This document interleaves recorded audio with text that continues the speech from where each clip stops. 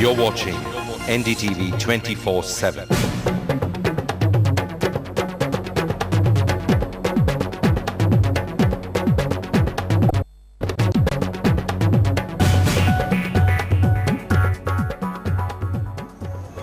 Welcome, you're back with us on Urban Planet. Lots coming up over the next half an hour, including a case that stunned Delhi 10 years ago. The verdict is finally out, and also it's unlike anything you've ever played in the past. The latest urban sporting trend, that and lots more coming up. Well, let's take a look at exactly what else is on the show today.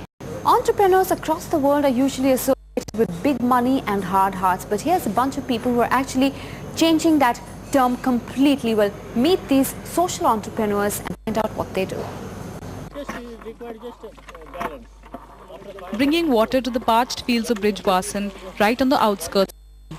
A project that's converted dry patches of land to acres of fertile soil, and with it changed the lives of over 450,000 farmers.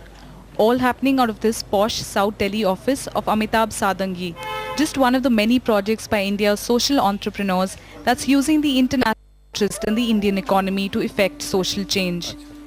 We came up with a solution in terms of drip irrigation in the south and western side where there is water scarcity, and make it as cheap as possible so that you can cut down the entry barrier cost so people can buy it at cheaper cost. Came up with called treadle pump. It's a manually operated pump, can up to 1 acre and can take 2 additional crops. That's how it helps the poor people to be water independent. Entrepreneurs like Sadangi are raising money from international private equity investors, angel investors.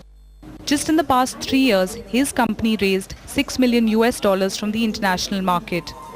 International private equity fund Sequoia recently invested $11.5 million in Hyderabad-based SKS Microfinance. But the recognition's not just monetary.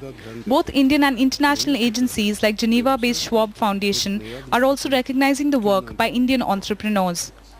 Really, in India we find world-class examples that are being used then and being spread across other countries.